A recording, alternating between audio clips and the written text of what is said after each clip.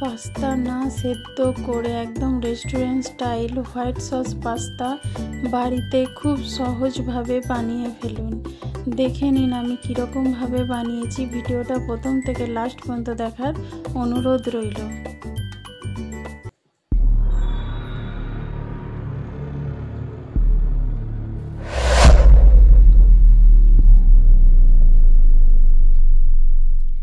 এখানে আমি গ্যাসে কড়া বসিয়েছি, কড়াতে আমি রিফাইন তেল দিয়েছি। তেলটা ভালো করে গরম হয়ে গেলে এর মধ্যে দিয়ে দেবো 1 চামচ ময়দা। ময়দার পরিমাণটা কিন্তু বেশি দেবে না, তাহলে রেসিপিটা একদম ভালো হবে না। 1 চামচ আমি ময়দা দিয়েছি। ময়দাটা ভালো করে তেলের সাথে একটু ভেজে নেব, যাতে ময়দার কোনো ডালা ডালা অংশ তেলের মধ্যে না থেকে যায়। একদম ভালোভাবে মিশিয়ে নিতে হবে, যেমন সস বানানো হয় ঠিক সেরকম করে বানিয়ে নিতে হবে। এইটা কিন্তু করতে হবে একদম লো আঁচে। দেখতে পাচ্ছ খুব ভালোভাবে আমি এখানে মিশিয়ে নিয়েছি, একদম একটু আর ডালা ডালা অংশ নেই। এবার এর মধ্যে দিয়ে দেবো আমি লিকুইড দুধ।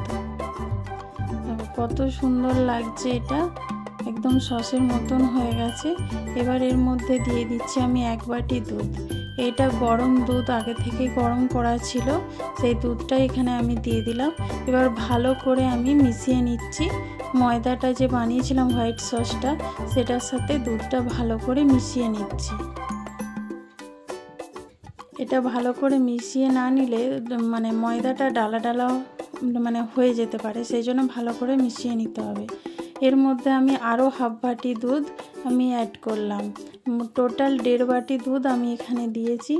তোমরা কম বেশি করে নিতে পারো, তবে আমি যেহেতু পাস্তাটা সেদ্ধ করিনি, সেই জন্য এখানে দুধের পরিমাণটা একটু বেশি লাগবে।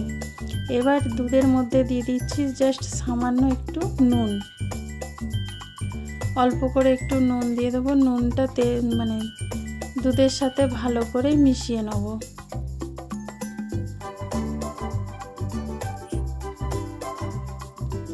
এইভাবে বানিয়ে যদি বাচ্চাদের দেওয়া হয়, বাচ্চারা আর রেস্টুরেন্টে গিয়ে খেতে চাইবে না, বাড়িতেই বানাতে বলবে। এবার আমি শুকনো পাস্তা দুধের মধ্যে দিয়ে দিলাম 1 বাটি। 1 বাটি পাস্তা আমি দুধের মধ্যেই দিয়ে দিলাম। এটা এবার যখন ফুটে যাবে তখন লো আঁচ করে দিতে হবে। লো আঁচে কিন্তু এটা সেদ্ধ করতে হবে। দেখো তোমাদের দেখিয়ে দিচ্ছি। দেখো, দেখতেই পাচ্ছ এখানে ফুট ধরে গেছে, আস্তে আস্তে ফুটছে। যখন ফুটে যাবে তখন এটা কিন্তু লো আঁচ করে দিতে হবে। লো আঁচে আমি সেদ্ধ করে নিয়েছি। দেখতেই পাচ্ছ পাস্তাগুলো সেদ্ধ হয়ে গেছে।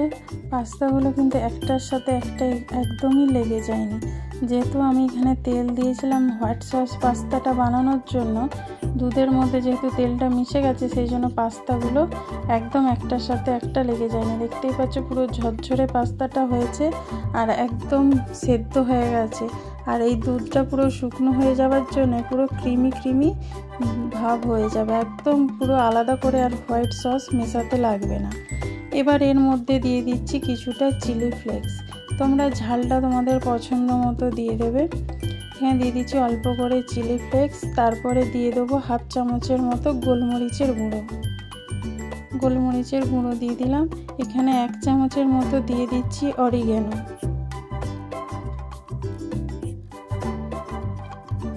1 চামচের মতন অরিগ্যানো দিয়ে দিলাম। দিয়ে এবার ভালো করে মিশিয়ে নেব। এই যে একটু যে রস রস মতো আছে, সেটা একটু শুকনো করে নেব। পুরো ক্রিমি ক্রিমি ভাব হয়ে যাবে। এতে আলাদা করে কোনো চিজ দেওয়ার দরকার নেই। পুরো একদম রেস্টুরেন্টের মতন খেতে লাগবে। একদম কম সময়ে কম উপকরণ দিয়ে এত টেস্টি একটা পাস্তা তোমরা বানিয়ে ফেলতে পারবে। দেখো একদম আমার রেডি হয়ে গেছে। দেখতেই পাচ্ছ আমি গ্যাস বন্ধ করে দিয়েছি। এবার তোমরা প্লেটে সার্ভ করে গরম গরম সার্ভ করতে পারো। এবার আমি এর ওপরে একটু চিলি ফ্লেক্স দিয়ে দেবো সুন্দর দেখার জন্য। এটা পুরোপুরি অপশনাল, তোমরা নাও চাইলে দিতে পারো। এরকম করে ওপর থেকে 1-2 চিলি ফ্লেক্স এরকম ছড়িয়ে দিলে দেখতে খুব ভালো লাগে। বন্ধুরা, এই ভিডিওটা কেমন লাগলো প্লিজ কমেন্ট করে অবশ্যই জানিও। ভিডিওটা প্রথম থেকে লাস্ট পর্যন্ত দেখার জন্য ধন্যবাদ। সুস্মিতা রান্নাবান্নাতে আপনাদের সবাইকে স্বাগত জানাই। আবার দেখা হবে নতুন কোনো ভিডিওতে।